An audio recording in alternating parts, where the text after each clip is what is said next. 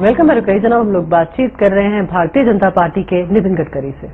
मुझे बताइए, सीधा जवाब दीजिए, आपके गुजरात के मुख्यमंत्री नरेंद्र मोदी को अमेरिका वीजा नहीं देता, क्या उनका बिहार का वीजा भी नहीं है?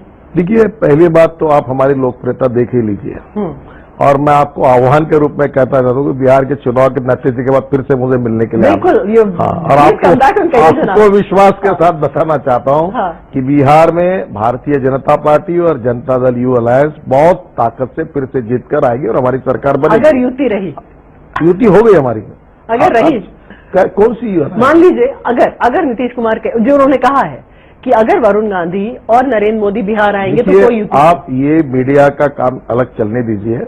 मैं आपको साफ बताना चाहता हूँ, नीतीश कुमार जी की और मेरी व्यक्तिगत बातचीत हुई, हमारी अलायंस के बारे में सब चर्चाएं पूरी हुई है।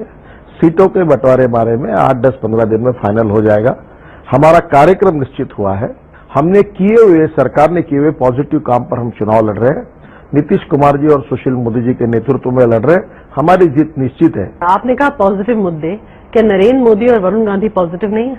वरुण गांधी मेरे सहयोगी है, पार्टी के सेक्रेटरी है।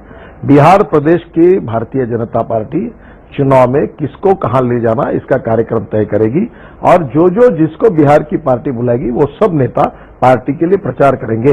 वो जो एड निकाला गया था जब आप नए एड भी निकलेंगे ना जब आप कैंपेन करेंगे, इसलिए खत्म हो गए, विवाद खत्म हो गए, एड खत्म। आप नए सवाल पूछिए। एक मिनट, आप भारतीय जनता पार्टी के राष्ट्रीय अध्यक्ष हैं, क्या वो उस वक्त, उस समय पे वो एड जायज थे? देखिए, एड का सवाल खत्म हो गया, विवाद का सवाल खत्म हुआ, भोजन का सवाल खत्म हुआ, उसके बाद वो हम मिले। भाई मुझे मतलब मियाँ बीबी राजी तो क्या करेगा काजी, हमारा सब हो गया, अलायंस हो गई, सीटें हो गई, अब चिंता हमको नहीं है। आप काजी नहीं तो अमित शाह जो अभी इस वक्त बहुत जिसे कहते हैं, आपके गृह मंत्री जो इस वक्त एक जिसे कहते हैं बहुत ही सीरियस और बहुत ही मतलब एक मैसेज जा रहा है देश को, क्या आपको लगता है कि नीतीश कुमार जो माने जाते हैं डेवलपमेंट के आइकन, अमित शाह नरेंद्र मोदी के साथ अब एक फोटो में आना चाहेंगे? अमित शाह के बारे में आप जिस प्रकार की टिप्पणी कर रहे हो उनके ऊपर अन्याय करने वाली है। जिस व्यक्ति को, जिसके लड़के के खून में सजा भुगत राज हो, जिस सरकार ने सजा दी, जिस होम मिनिस्ट्री ने सजा दी, उसके खिलाफ एक गुनहगार ने दिए हुए बयान के ऊपर एक गृह मंत्री पर कार्रवाई हो रही, ये सरासर गलत है। ये पूरा सीबीआई का मिसयूज है। इतना ही नहीं तो सीबीआई इसलिए लगी कि जब सोहराबुद्दीन के ऊपर हैदराबाद, आंध्र प्रदेश की पुलिस और महाराष्ट्र की पुलिस दोनों ने कार्रवाई कर रही थी, तब दोनों स्टेट बीच में आते, इसलिए सीबीआई। अगर आप सीबीआई के बारे में कह रहे हैं मिस्टर गडकरी, सही है, तो आप बार बार क्यों कहते हैं कि टेलीकॉम स्कैम हो या कोई और स्कैम हो, हम सीबीआई इन्वेस्टिगेशन चाहते हैं? मतलब ये आप कह रहे हैं कि मीडिया बार बार सीबीआई, नहीं आप लोग बार बार डिमांड करते हैं। आप मेरी बात सुनी नहीं पूरी। सीबीआई के बारे में मैं ये साफ कह रहा हूँ, ये कांग्रेस ब्यूरो ऑफ इन्वेस्टिगेशन है, इसकी कोई क्रेडिबिलिटी नहीं है। बावजूद टेलीकॉम स्कैम में वो इन्वेस्टिगेट कर नहीं, देखिए वो 1000 बार आएगा, 1000 केसेस ऐसी है कि जिन्होंने गलत काम किया है। मैं आपको पूछना चाहता हूँ, आपकी उम्मीद है कि वो ठीक करेंगे इसमें? एलन मिश्रा के केस में सीबीआई ने बिहार में क्या किया, सतीश शर्मा के केस में क्या किया, तो फिर और इतना नहीं कि इशरत के केस में। मिस्टर गडकरी, ये सीबीआई का सवाल नहीं है, अमित शाह वाला मसला सुप्रीम कोर्ट मॉनिटर कर रहा है।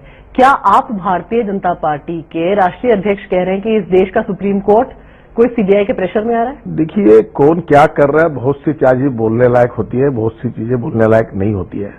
जहां तक अमित शाह की बात है, इंक्वायरी कुछ भी होने दो, वो इसमें से निर्दोष होकर बाहर आएंगे। जहां तक गुजरात सरकार की बात है, निश्चित रूप से इससे बाहर आ जाएंगे और जो तथ्य सामने आएंगे उससे पूरा सच का जो है वो लोगों के सामने, हिंदुस्तान की जनता के सामने आएगा।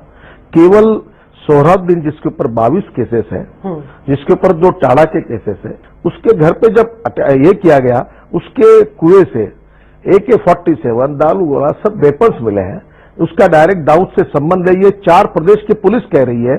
अब ऐसे व्यक्ति को राष्ट्रभक्त बनाकर उसका उपयोग करके, आतंकवादी है जो, उसका उपयोग करके वहां के गृह मंत्री को पकड़ना, ये बहुत गलत बात है। ये कालांतर सब कुछ। आप जो कह रहे हैं, जो भी हो, अभी भी इस देश में रूल ऑफ लॉ है। किसी का भी फेक एनकाउंटर करना, जहां पे राइट टू लाइफ इज हमारे कॉन्स्टिट्यूशन का बेसिक टेनेट है, हम कैसी बात कर रहे हैं? नेशनल ह्यूमन राइट कमीशन के पास फेक एनकाउंटर की 1100 केसेस है, उसमें से करीब 450-500 केसेस उत्तर प्रदेश में हुई है, मणिपुर में 111 हुई है और पिछले 9-10 साल में गुजरात में केवल 19 केसेस हुई है, महाराष्ट्र में फेक एनकाउंटर के केसेस हुई है। मैं पूछना चाहता हूं इस देश की न्याय व्यवस्था को, इस देश की पुलिस को, इस देश की सीबीआई को, क्या 111 केसेस जो हुई है मणिपुर, और मीडिया को भी पूछना चाहता हूं 111 केसेस जो है जो नेशनल ह्यूमन राइट कमीशन में कहीं उसका क्या हुआ? ना जो गलत है वो गुजरात में वो गलत है, मणिपुर में वो गलत है। हम कोई भी फेक एनकाउंटर जस्टिफाई नहीं देखो, अभी आपको एक बात, आपको नजरिया बदलने की आवश्यकता है। गुजरात के बारे में, गोधरा के बारे में भी एक रिपोर्ट आया था कि ये तो अंगार लगाई नहीं थी, ऐसी हुई। देखिए, वोट बैंक पॉलिटिक्स के कारण यहाँ राजनीति ऐसी करवट लेती है और ऐसे ऐसे झूठ एविडेंसेस तैयार करने की कोशिश होती है, ये देश के लिए बहुत दुर्भाग्यपूर्ण है। देखो, criminal is a criminal and terrorist is a terrorist. अभी समय एक छोटे से ब्रेक के बाद अभी आते हैं।